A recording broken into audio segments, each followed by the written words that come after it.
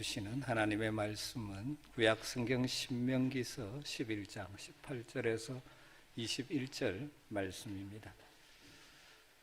신명기서 11장 18절에서 21절.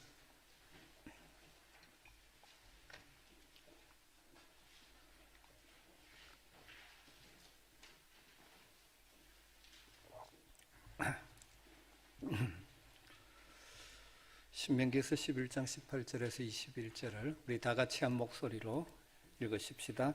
이러므로 너희는 나의 이 말을 너희의 마음과 뜻에 두고 또 그것을 너희의 손목에 메어 기호를 삼고 너희 미간에 붙여 표를 삼으며 또 그것을 너희의 자녀에게 가르치며 집에 앉아 있을 때든지 길을 갈 때든지 누워 있을 때든지 일어날 때든지 이 말씀을 강론하고 또 내 집 문술주와 바깥문에 기록하라.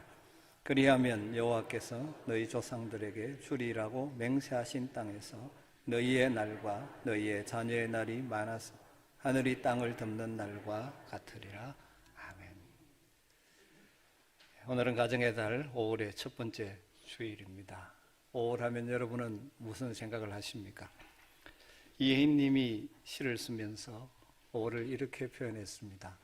풀잎은 풀잎대로, 바람은 바람대로 초록의 서정시를 쓰는 5월이라고 표현했습니다. 여러분, 요즘 밖을 보면 그 초록의 빛깔들이 너무 아름답지 않습니까? 또 그 시 가운데는 이런 표현이 있습니다. 물오른 수목처럼 싱싱한 사랑이. 여러분, 물이 올라서 수목이 싱싱한 것 같은 그런 사랑이 여러분의 마음과 여러분의 가정에 풍성하게 되기를 간절히 축원합니다. 또 그러면서 마지막에 이런 기도를 썼습니다. 구김살 없는 햇빛이 아낌없는 축복을 쏟아내는 5월. 욕심 때문에 잃었던 시력을 찾아 빛을 향해 눈뜨는 빛의 자녀 되게 하십시오.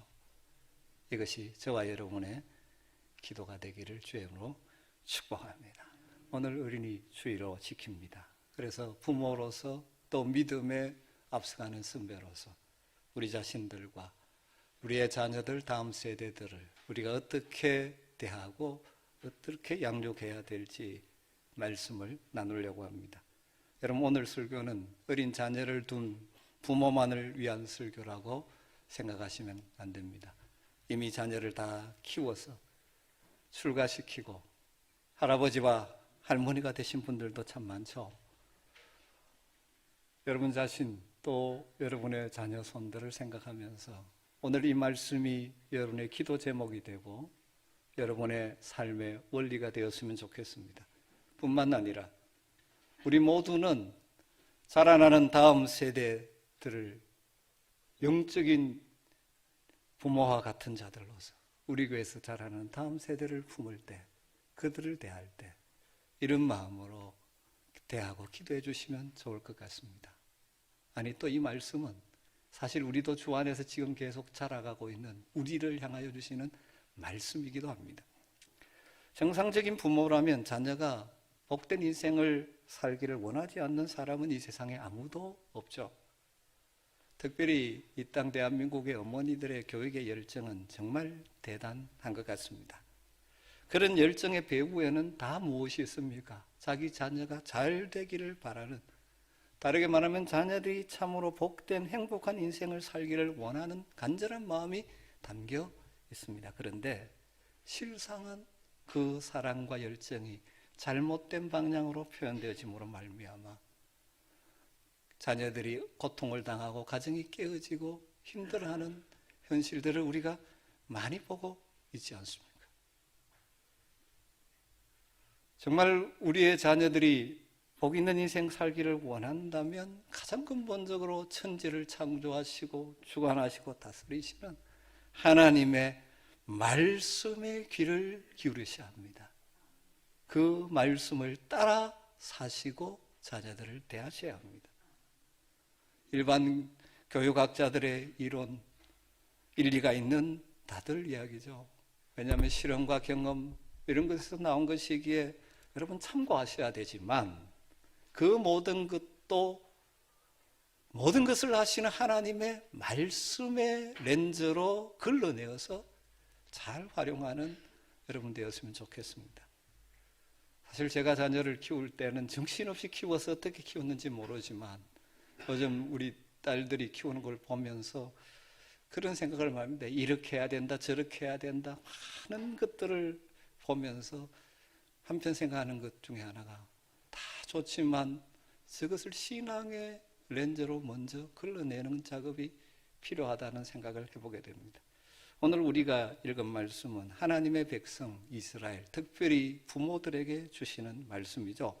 하나님의 백성으로서 참으로 복된 삶을 살아가며 가정이 복되게 되는 길이 제시되어 있습니다. 오늘 이 말씀의 내용을 먼저 간단하게 정리하고, 그리고 우리가 믿음의 부모로서 또 자녀들을 어떤 자세로 그들에게 어떤 소망을 가지고 그들을 대하고 키워야 할지를 한번 생각해 보려고 합니다.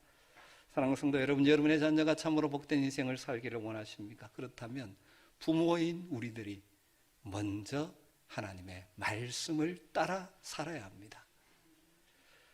18절 말씀이죠. 이러므로 너희는 나의 이 말을 너희의 마음과 뜻에 두고 또 그것을 너희의 손목에 메어 기호로 삼고 너희 미간에 붙여 표로 삼으며. 그럼 복 있는 인생, 복 있는 가정이 되는 하나님의 원리에는 우선순위, 순서가 있다는 것입니다. 먼저 돼야 될 일이 있죠. 먼저 무엇을 하라고 합니까? 부모님들이 말씀을 따라 살아야 한다는 것이죠. 이것이 전제되지 않고 이렇게 해라 저렇게 해라 하는 다양한 교육들은 큰 의미가 없는 것이죠. 이렇게 표현합니다. 너희는 나의 이 말을 너희 마음과 뜻에 두라, 그렇게 말합니다. 성경을 읽다 보면 부모의 삶이 이르면 내 자녀도 이르리라 말씀하시는 것이 종종 나옵니다. 한 가지 대표적인 예를 들면 구약 호세아서 4장 6절을 보면 그 당시 타락한 이스라엘 백성들을 향하여 경고의 메시지인데요, 이렇게 되어 있습니다. 네가 네 하나님의 율법을 잊었으니 나도 네 자녀를 잊어버리리라. 하나님께서 이렇게 말씀합니다. 그 당시 이스라엘 백성들이 하나님의 말씀을 잊어버리고 빨리 돌아오지 않으면 나도 너희 자녀를 잊어버리리라, 그렇게 말합니다. 부모인 우리가 가장 소중한 하나님의 말씀을 잊어버리면 하나님께서 우리가 그렇게 소중히 여기는 자녀를 하나님께서 잊어버리시겠다고 경고하시는 거죠. 부모로서 우리의 옷깃을 여미게 하는 말씀이지 않습니까? 그렇기 때문에 사랑하는 성도 여러분, 우리가 먼저 하나님의 말씀을 우리의 마음 깊이 담아야 합니다. 하나님의 말씀을 듣고 잊어버리는 것이 아니라 늘 하나님의 말씀을 담아야 합니다. 여러분, 마음에 하나님의 말씀을 담는 작업을 늘 하십시오. 그리고 그 말씀의 원리에 내 생각과 내 주장을 복종시켜야 합니다. 타락한 본성과 우리의 욕심에서 나오는 내 생각, 내 뜻을 끊고 하나님의 말씀의 원리에 그 말씀이 내 마음을 다스리게 해야 하는 것이죠. 그리고 또 뭐라고 말씀합니까? 그것을 너희의 손목에 메어 기호로 삼고 너희 미간에 붙여 표를 삼으라, 그렇게 말합니다. 이건 무슨 의미입니까? 마음에 담은 말씀이 표현되도록, 행동화되도록 하라는 것이죠. 하나님의 말씀을 마음에 담았으면 그 말씀이 우리의 삶을 통하여 드러나야 한다는 것입니다.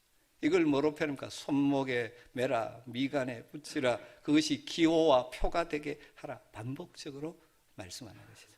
그렇게 된 후에 그것이 먼저고 그 다음 어떻게 하라고 합니까? 자녀를 가르치라고 말합니다. 19절이죠. 또 그것을 너희 자녀에게 가르치며 집에 앉았을 때든지 앉았을 때든지 길을 갈 때든지 누워있을 때든지 일어날 때든지 이 말씀을 강론하라. 자녀들을 가르치되 삶의 모든 순간을 교육의 기회로 삼으라는 것이죠. 일상의 삶을 신앙교육의 자리로 만들라는 것입니다. 예배를 드릴 때, 기도할 때만 하나님 말씀을 가르치는 것이 아니라 삶의 모든 순간이 신앙의 교육의 현장이 되게 하라는 것입니다. 여러분, 신앙의 교육은 공식적인 것도 중요하지만 비공식적인 그냥 일상의 삶에서 더 중요하다는 것이죠.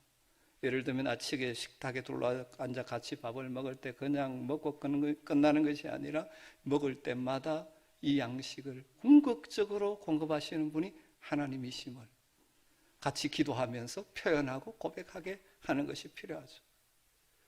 예를 들면 같이 길을 가면서도 하나님의 백성은 왜 어떻게 질서를 지키며 살아야 하는지를 가르쳐야 되는 거죠.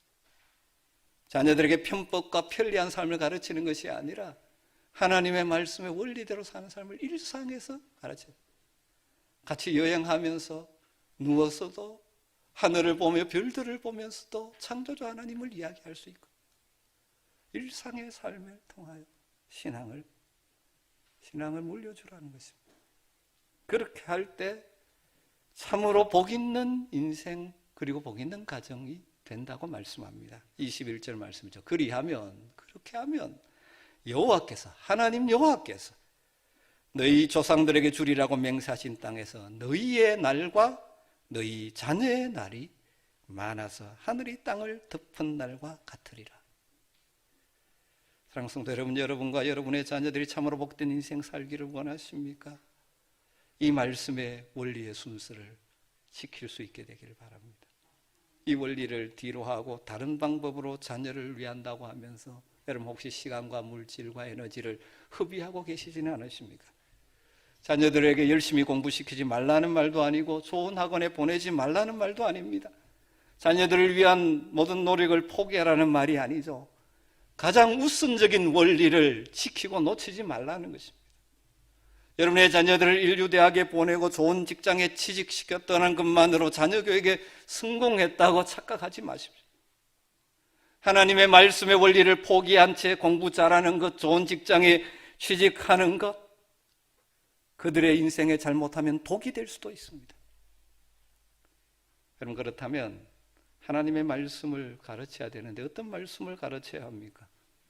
어떤 말씀이라고 제한할 수 없겠죠. 모든 말씀을 가르쳐야 하죠. 그런데 큰 원리, 우리의 신앙의 원리 세 가지는 우리 자녀들에게 꼭 물려주고 우리도 그렇게 살고, 이것이 자녀들을 위한 우리의 기도가 되었으면 좋겠습니다. 성경에 뿌리를 둔 개혁주의 신학의 근거에서 신앙교육의 목표를 세 가지로 정리를 할 때가 있습니다. 첫째가 삼위일체 하나님을 바로 알고 사랑하며 섬기게 한다. 이것이 신앙교육의 첫 번째 목표입니다. 두 번째, 하나님의 형상인 사람을 이해하고 사랑하며 도우고 그들에게 그리스도를 전하게 한다. 하나님의 형상인 사람을 이해하고 사랑하고 도우며 그들에게 그리스도를 전하게 한다. 세 번째가 자기의 존재의와 독특한 사명을 자각하여 자기 선 자리에서 맡은 일에 충성하게 한다. 좀 하나씩 조금 풀어서 말씀을 나누겠습니다. 첫 번째, 무엇보다도 우리는 간단하게 말하면 자녀들에게 하나님을 알게 해야 됩니다. 하나님의 사랑을 알게 해야 합니다. 예수님께서 구약의 모든 말씀을 두 가지 사랑으로 요약하셨다는 것 잘 알고 계시죠? 하나님 사랑, 이웃 사랑이죠. 마태복음 22장 37절에서 40절을 보면 예수께서 이르시되 네 마음을 다하고 목숨을 다하고 뜻을 다하여 주 너의 하나님을 사랑하라 하셨으니 이것이 크고 첫째 되는 계명이요 둘째도 그와 같으니 네 이웃을 네 자신과 같이 사랑하라 하셨으니 이 두 계명이 온 율법과 선지자의 강령이니라. 온 율법과 선지자 뭡니까? 구약 전체의 강령, 핵심. 구약의 말씀이 39권 많지만 그 말씀의 핵심을 뽑으라면 무엇이라는 것입니까? 하나님을 사랑하고 내 이웃을 사랑하라는 것입니다. 그렇기 때문에 우리가 그렇게 살아야 되고 우리의 자녀들에게 가장 우선 가르쳐야 되는 것은 무엇입니까? 하나님을 사랑하게 하는 것이죠. 그래서 삼위일체 하나님을 바로 알고 하나님을 사랑하고 하나님을 섬기게 하는 것. 이것이 우리 신앙의 분모의 가장 기본적이고 우선적인 사명인 것입니다. 그래서 우리 자녀들에게 늘 기도하고 다양한 방식으로 하나님이 너희를 사랑한다는 사실을 알게 해줘야 됩니다. 하나님이 나를 사랑한다.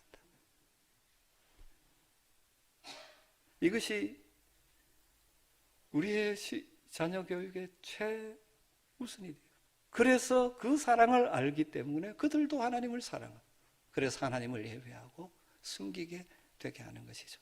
원리는 쉽지만 실제는 참 쉽지 않은 일이죠. 그래서 늘 기도하면서 하나님의 지혜를 구하면서 내 사랑하는 자녀들이 또 우리 교회 다음 세대들이 하나님이 얼마나 그들을 사랑하는지 알게 해달라고 기도하면 그들에게 가르쳐야 됩니다.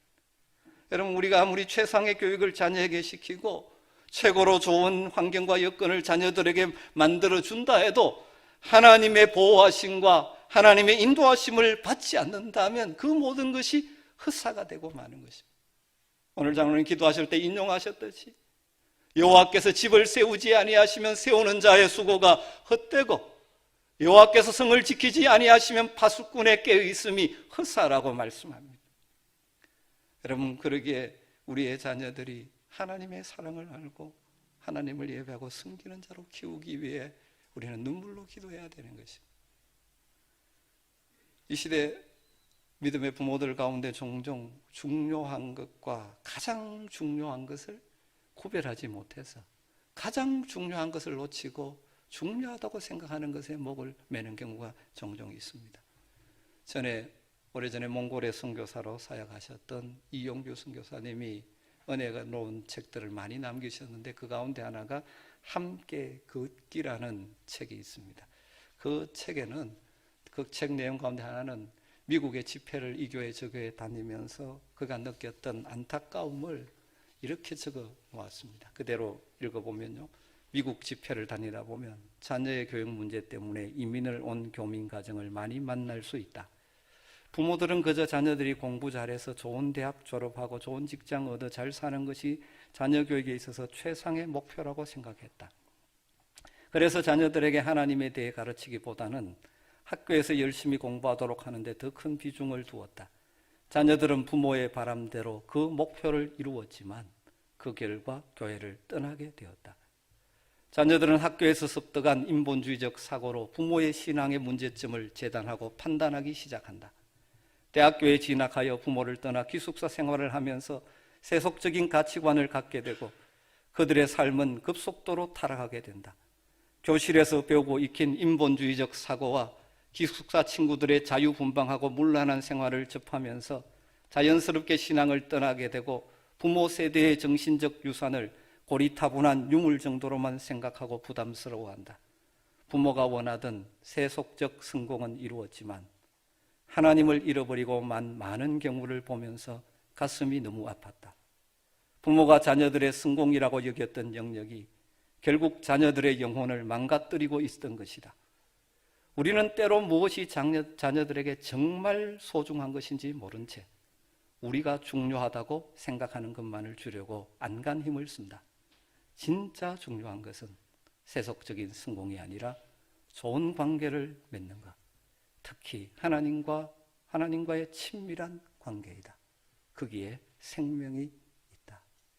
그는 그렇게 적었습니다. 그것이 미국의 이야기만입니까? 이 한국의 교회들에도 동일하지 않습니까? 자녀들을 좋은 대학에 보내고 하는 것 중요한 일입니다. 그런데 가장 중요한 하나님의 사랑을 알고 하나님을 알고 숨기게 하는 것을 놓쳐버린다면 자녀들의 인생이 복이 아니라 그것이 독이 될 수도 있는 것입니다.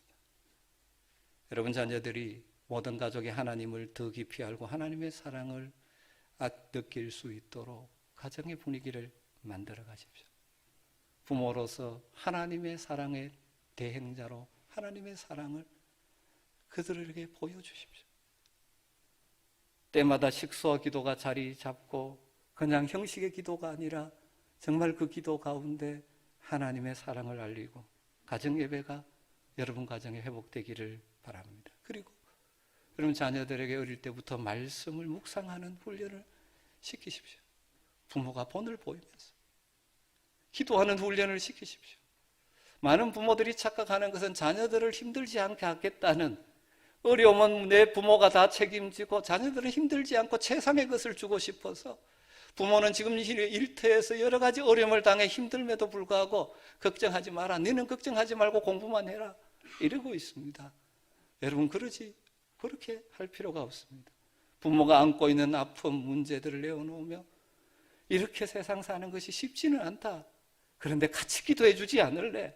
우리 기도로 이것을 이겨가자. 그러면서 기도하면서 닥친 문제들을 하나하나 풀어가는 모습들을 자녀들에게 보여주고 경험하게 하는 것입니다.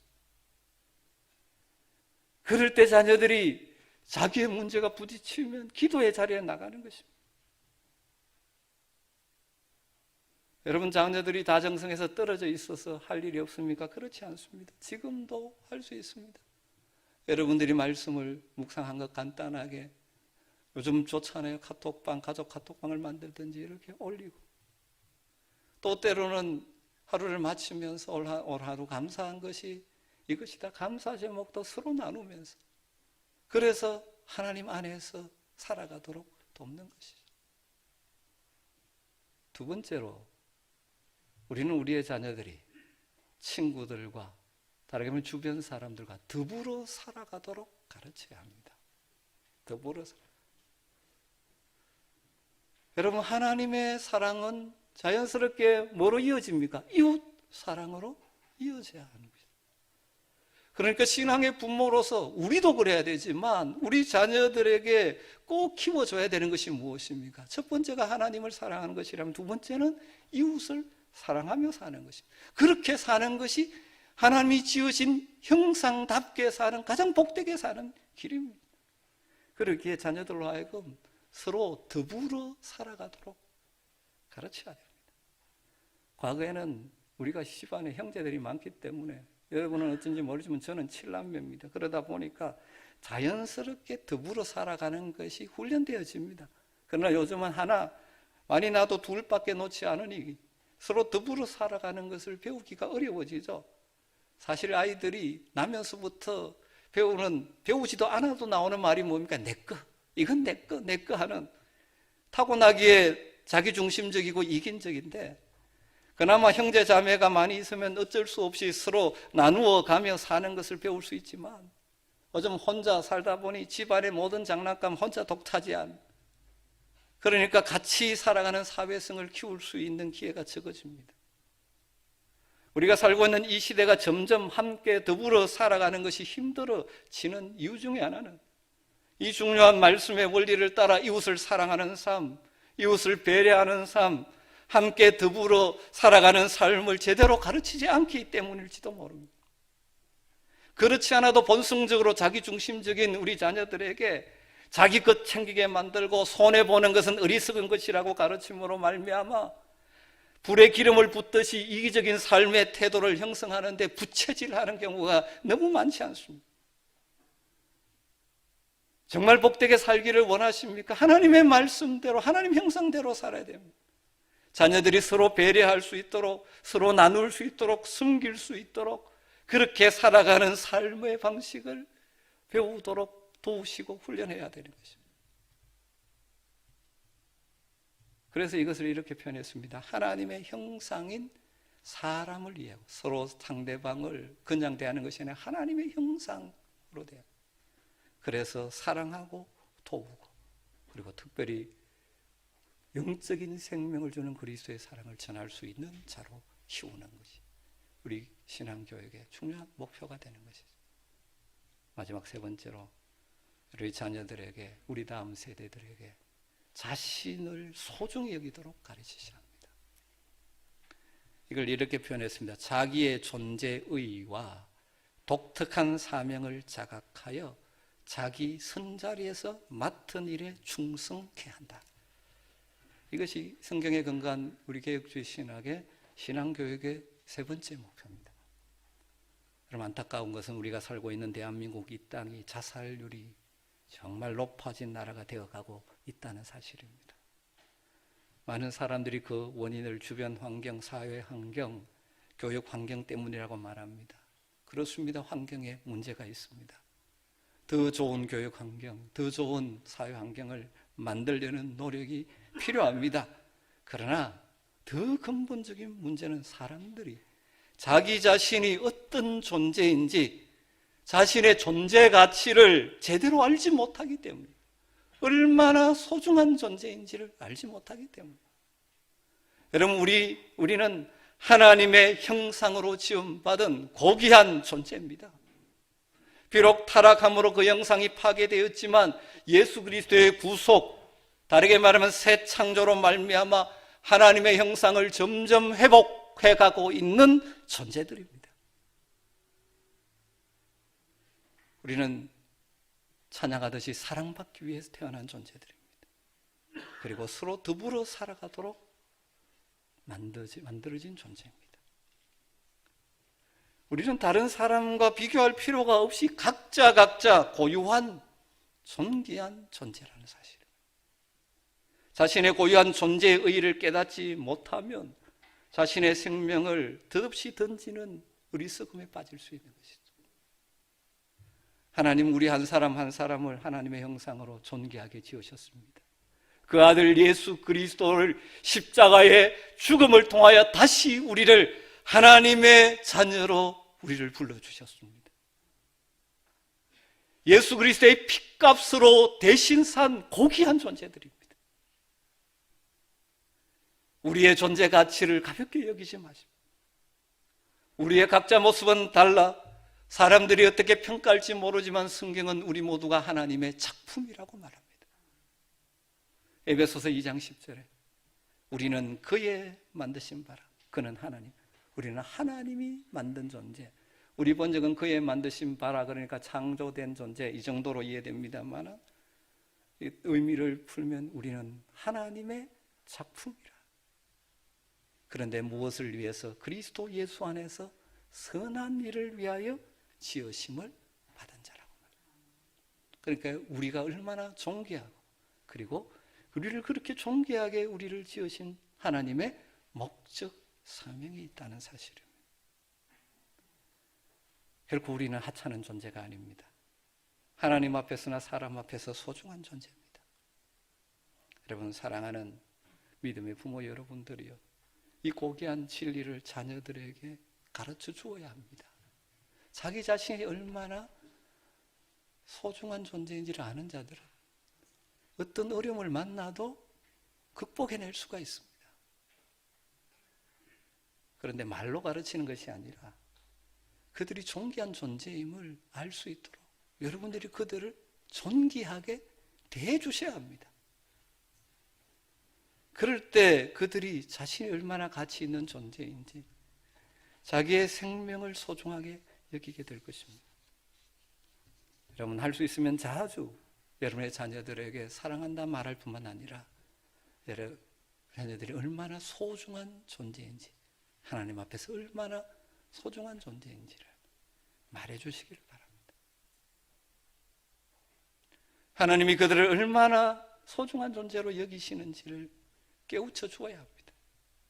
그리고 우리의 말과 행동으로 여러분의 자녀들을 하나님의 고귀한 형상으로 대해 주어야 합니다. 여러분, 인간의 성경적인 인간관의 기본 핵심은 더 밑으로 내려갈 수 없는 이 제일 밑에서는 무엇입니까? 하나님의 형상이라는 것입니다. 그리고 더 이상 올라갈 수 없는 그럼에도 불구하고 타락한 죄성이 있는 존재라는 사실. 여러분, 정말 여러분의 자녀들에게 이 진리를 실제화시키고 있습니까? 그렇게 대하고 있습니까? 자기 욕심에 차지 않는다고 자녀들의 인격에 상처 주고 막 쏟아내면서 그렇게 해놓고는 너는 고귀한 존재냐, 말이 되질 않죠. 쉽지 않지만 여러분, 우리 스스로도 하나님 앞에서 존귀한 존재임을 인식하고, 세상의 관점에서는 하는 일에 따라 가치를 다르게 평가할지 모르지만 하나님 우리를 다 소중하게 여기십니다. 그리고 자녀들을 그렇게 대하십시오. 여러분, 우리가 살고 있는 이 시대의 안타까운 현상 중에 하나는 생명을 너무 하찮게 취급하는 잘못된 풍조들이 점점 커져가고 있지 않습니까? 이런 세상 속에서 자신을 소중하게 여기며 하나님 앞에서 하나님이 나를 무엇을 위해 부르셨는지 부르심의 소망을 발견하고 살아가는 자녀들이 되게 하셔야 하는 것입니다. 다른 무엇보다 이 시대 믿음의 부모들이 힘써야 할 일 가운데 하나입니다.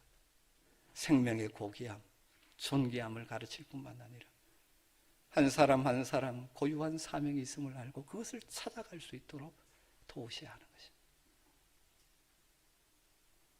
말씀을 정리하십시다. 어린이 주일을 맞이하면서 믿음의 부모인 우리의 사명이 무엇인지를 다시 한번 생각합니다. 제가 이렇게 큰 소리치지만 저 역시 쉽지 않습니다. 그러나 이 말씀을 따라 우리의 가정들을 세워가고 우리 교회의 다음 세대들을 세워갈 수 있었으면 좋겠습니다. 먼저 우리들이 하나님의 말씀을 우리의 마음에 담으십시다. 그리고 그 말씀의 원리가 내 삶으로 드러나게 하십시다. 그리고 우리의 자녀들에게, 우리의 다음 세대들에게 부지런히 가르치십시다. 특별히 가르치되 하나님을 알고 하나님이 얼마나 사랑하는지를 알아 그들 역시 하나님을 사랑하고 숨길 수 있도록 최선을 다해 기도하며 도우십시다. 이웃을 이해하고 사랑하고 도우며 더불어 살아가는 하나님의 말씀의 핵심인 이웃 사랑을 삶에서 들으며 살아갈 수 있는 복 있는 존재로 자녀들이 자랄 수 있도록 우리도 그렇게 살기를 위해 힘쓰고 기도하며 도와야 하지 않겠습니까? 마지막으로 자기의 존재 가치를 알고 자신을 소중히 여기고 자신의 사명, 소명, 목적을 깨닫도록 우리 부모들이 아이들의 자녀들의 은사와 재능을 따라 그것을 꽃 피우며 살 수 있도록 자녀들에게 있는 은사가 꽃 피려고 하는데 꺾어버리는 것이 아니라 그것을 꽃 피우며 살아갈 수 있도록 도우는 부모들이 되어야 하지 않겠습니까? 그리고 믿음의 선배들이 되어야 하지 않겠습니까? 우리가 이렇게 꿈꾸며 기도하며 나아갈 때 하나님께서 우리의 자녀들의 인생을 복되게 하시고 우리의 가정을 복되게 하시고 우리의 교회를 복되게 해 주실 것입니다. 기도하겠습니다.